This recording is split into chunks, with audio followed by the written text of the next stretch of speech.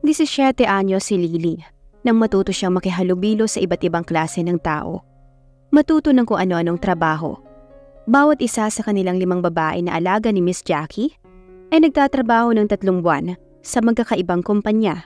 Kung minsan ay secretary siya, encoder, sales lady, production assistant at kung ano-ano pa.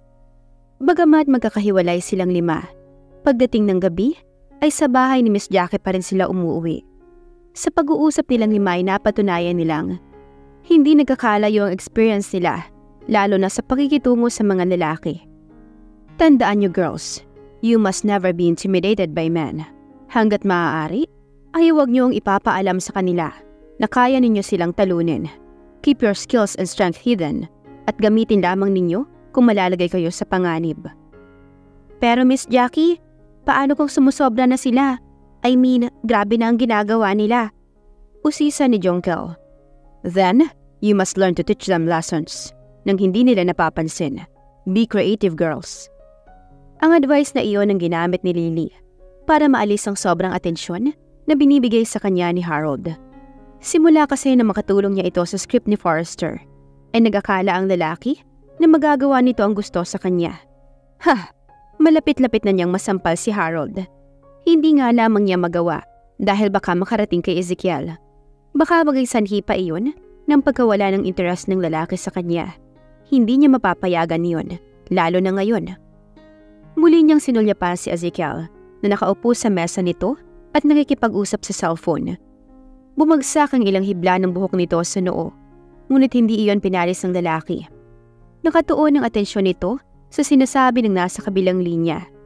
Seryoso ang mga bughaw nitong mata. Nakangiting ibinalik ni Lily ang atensyon sa monitor ng computer sa harapan niya. Ngunit nakikita niya pa rin ang mukha ng lalaki. Ilang beses na niyang naranasan na magka-crush sa mga lalaki. Lalo na nang kasalukuyan silang mag-on-the-job training sa iba't ibang kumpanya. Ngunit ang mga paghangang iyon ay nawala. Oras na nakilala niya ng husto ang mga lalaki. Hindi kasi umabot ang karakter ng mga lalaki sa standard na kailangan taglayan ng isang tunay na lalaki, ayon kay Miss Jackie. Ngunit iba ang kaso ni Ezekiel. Tumitindi ang paghanga niya rito bawat araw. Pumukas bigla ang pintuan. Humahangos na pumasok si Harold. Isinarado rin ito ang pintuan. Kailangan mo akong itago, Ezekiel. I'm in big trouble. Pakiusap ng lalaki. Lihim siyang napangiti. Siya ang gumawa ng problemang yon. Ayon na rin sa pagsunod niya sa payo ni Miss Jackie. Hindi ko alam kung paano nalaman ni Carol na nakikipag-dating ako kay Daphne and vice versa. Now, the two of them are hunting me. Ikaw naman palang may kasalanan eh. Sabi ni Ezekiel. Ngayon mo pa ba ako sisisihin? I need a vacation. Pero sabihin mo sa kanila na nag-resign na ako at hindi mo alam kung nasaan ako. Papatayin ka ba ng 2 yon? Worse than that. Bawat isa sa kanila ay balak akong itali to be their husband. This is worse than death. Isang hagik-hik ang di napigilan ni Lily. Baliwala iyon kay Harold. Ngunit napansin niyang tumuon ang atensyon sa kanya ni Ezekiel. Nang makaalis ang nagpapanik na si Harold, ay nanatiling nakatuon pa rin sa kanya mga mata ni Ezekiel. May kinalaman ka sa nangyayaring gulo sa buhay ni Harold, no? Patay malisyo niyang tinignan ng lalaki. Ako? Ano namang nalalaman ko sa mga bagay na ganyan? Humalukip-kip si Ezekiel. Noong isang gabi ay narinig kitang nakikipag-usap sa phone sa isang babae na may pangalang Daphne. Kinukumbinsi mo siyang pilitin si Harold na pakasalan siya. It seems, sinunod niya ang payo mo. Natigilan si Lily. Kulang pa lang naging pag-iingat niya. Napatungo siya. Ano na kaya ang iniisip ni Ezekiel ngayon? Nabawasan na kaya ang respeto nito sa kanya? Ang pagtitiwala nito? Nangahas siyang sulyapan ng lalaki. Nagulat siya nang makita itong nakangiti. May tinatago ka pala, kapilyahan. Natawa ito. Ibig sabihin ay hindi ito galit sa kanya. But I don't blame you. Panahon na para maturuan ng leksyon si Harold. Hindi ka galit sa akin, Ezekiel? Kailangan niyang makatiyak. Not yet. Huwag mo lamang gagawing habit ang ganoon. Ngumiti siya. Natanggap ng lalaki ang isang katangian ng tunay na si Lily. Posible kayang nagsisimula ng magkagusto sa kanya ito? Sana naman. Sana ay nai-inlove na sa kanya ito. Sana naman, dahil siya ay mukhang nai-inlove na rin dito. Tumunog ang phone. Nang sagutin niyo ng binata, ay biglang nawala ang ngiti nito. Naging napakaseryoso. Ayon kay Miss Jackie, malalaman mo naging mabuti ang isang tao sa dami ng mga nakipaglibing kapag namatay ito. Tinignan ni Lily ang mga taong nasa Memorial Park. Bukod sa mga anak, 3 dating asawa ni Alexander Hilson, isang abogado, isang police detective, at siya ay wala nang iba pang dumalo sa libing ni Alexander Hilson. Hindi ko masasabing mabuti siyang tao, but he doesn't deserve to die like this. Mariing komento ni Ezekiel habang isinasarado ang mausoleo ni Hilson. Simula na matanggap ng lalaki ang balita tungkol sa pagkamatay ng ama, ay naging napakatahimik na nito. Bihira kung magsalita. Sinulya pa ni Lily ang police detective, nag-iimbestiga sa pagkamatay ni Hilson. Natitiyak niyang sa isipan nito ang lahat ng mga anak at mga naging asawa ng namatay, ang mga pangunahing suspect. Ang mga ito kasi ang makikinabang sa naiwang kayamanan at business ng lalaki. Pinaputukan si Alexander Hilson sa sarili nitong pamamahay. At walang anumang ninakaw, kaya't isa lamang nasa isip ng mga pulis na dahilan, pera. Ang pera mapapasa kamay ng mga tagapagmana ng matanda. Matapos ang libing ay nagtuloy sila sa malaking bahay ni Hilson. Ayon kasi sa huling habilin ng namatay sa abogado nito, walang oras na dapat maaksaya sa pagsasali ng kapangyarihan at kayamanan nito sa mga tagapagmana. Sinimulang basahin ng abogado ang last will and testament ni Hilson. Nagkagulo ang lahat. Nang lumabas na ni isang kusing ay walang iniwan si Hilson sa mga anak at dating asawa, maliban kay Ezekiel. Ibinigay lahat ng namatayang kayamanan at business nito sa binata. Hindi ako makakapayag dito. Tutol ng pinakamatanda sa magkakapatid. Ako ang higit na may karapatan sa kayamanang to.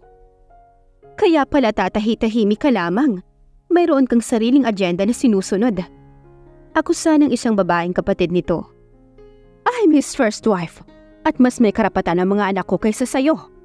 Marahil ay ikaw ang pumatay sa ama natin, Ezekiel, dahil ikaw lamang ang makikinabang. Dumilim ang mukha ni Ezekiel. Huwag mong pagbibintangan ng anak ko. He is not like you. He is a good man, responsible. Iyon ang nakita ni Alexander, kaya ibinigay niya lahat kay Ezekiel. Pagtatanggol ng ina ni Ezekiel. Lagi mo namang pinagtatanggol ang bunso ninyo. At ngayong nasa kanya na ang kayamanan ng matanda, talagang kakalimutan na ninyong may iba pa kayong anak. Si David, ang nakatatandang kapatid ni Ezekiel. Matalim na tinignan ni Ezekiel ang kapatid. Igalang mo ang ina natin, David. Hinawakan nito sa braso ang ina. Let's get out of here, ma. Hindi natin kailangan pakinggan ang pinagsasabi nila.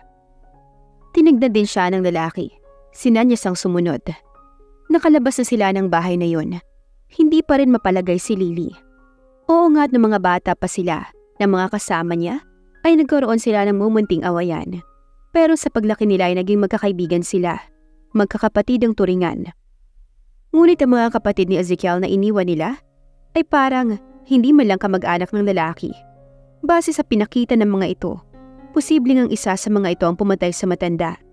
Hindi rin siya magtataka kung may magbabalak sa mga ito na gawa ng masama si Ezekiel. Hindi niya mapapayagan yun.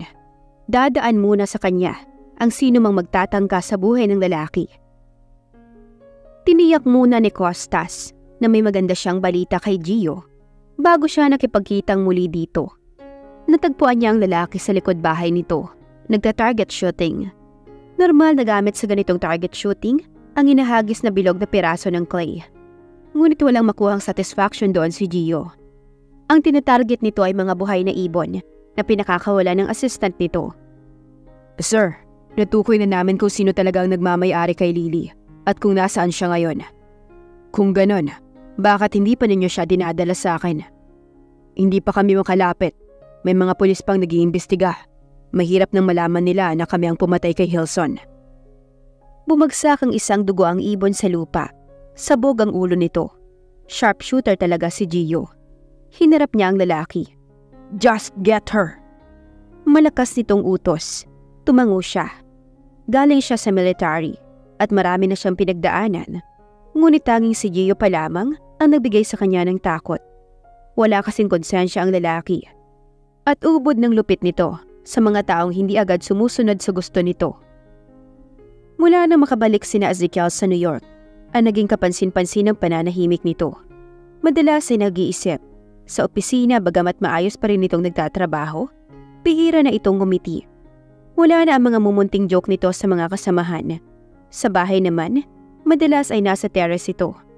Nakatingin sa mga nagtataasang building na sa gabi ay animo mga higanteng Christmas lights dahil sa maraming ilaw na nagmumula sa mga bintana roon. 2 araw na ang ganoon ng lalaki at hindi na makakaya ni Lily na pabayaan lamang ito. Dinalhan niya ng bagong timplang tsaa ang lalaki. Ezekiel, hindi ako naniniwalang may kinalaman ka sa pagkamatay ng iyong ama. Pag-uumpisa niya. Ang mga sinabi sa iyo ng mga kapatid mo ay hindi mo dapat intindihin. Naiinggit lamang sila sa iyo. Tiningnan siya nito. Hindi sila ang iniisip ko, Lily. Sanay na ako sa kanilang ugali. Naupo siya sa silyang nasa tabi ng lalaki. I was thinking about my father. Ang naging buhay niya, ang kanyang kamatayan. Nawala ang lahat sa kanya dahil sa pagnanais niyang maging mayaman. Ngunit sa huli, hindi rin niya iyon napakinabangan. He died alone, unloved, and very unhappy. Siya ang pumili ng ganung buhay. Pero iniwan niya ang lahat sa akin. Now, it's my turn to become like him. At natitiyak kong magagaya lamang ako sa kanya. Ginagap niya ang isang palad ng lalaki. No, iba ka sa ama mo, Ezekiel. Katulad ako ng ama ko, Lily. Iyon ang dahilan kaya ako ang pinili niyang successor. Dahil makakaya kong patakbuhin ang business empire niya. I have to drive, the talent, not to mention his genes. Kung papayagan kong matupad ang kahilingan niya, sasapitin ko rin ang sinapit niya. Bumuntong hininga ito. Magiging malamig ako, hindi marunong magmahal, at ang tanging pahahalagahan lamang ay salapi at kapangyarihan. Umiling ito. But I have decided to stop that, Lily.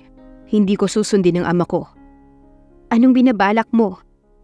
Ang naging dahilan kaya naging ganoon ang ama ko ay ang kanyang kayamanan. So I will dispose it. Nagulat siya. Ipagbibili ko ang mga businesses niya to responsible people.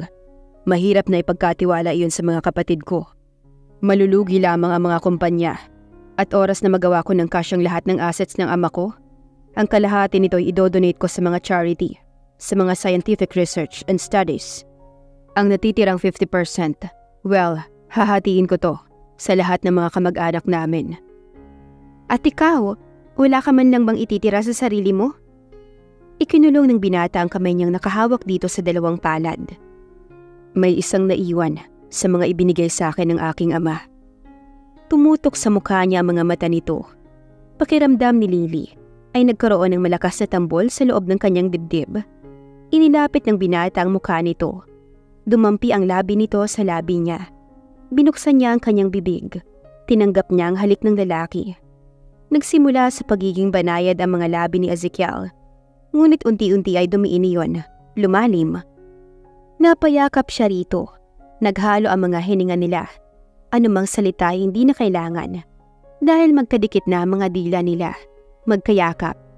Animo isang maliit na apoy na binuhusan ng gasolina ang halik sa pagitan nila. Sumiklab, naging ubod ng init. Habol ni Lily ang hininga nang pakawala ni Ezekiel ang mga labi niya. Noon niya napansin na nakaupo na siya sa kandungan nito at nagulo na ng husto ang buhok niya. Ngunit nakangiti ang lalaki. Kumikislap ang mga mata habang tinitignan siya. Nabalewala yata lahat ng training sa'yo para maging submissive ka sa isang lalaki. Kung naging apoy ka lamang, kanina pa ako natupok. Pabirong sabi nito. Tinitigan siya nito ng husto. Maniniwala ka ba kung sasabihin ko sa'yo na kinain ko ang lahat ng sinabi ko nung una kitang makilala? Na ayaw mo sa akin? Na kaibigan lamang ang tingin mo sa akin? Hindi na ganoon ang sitwasyon, Lily. You have changed.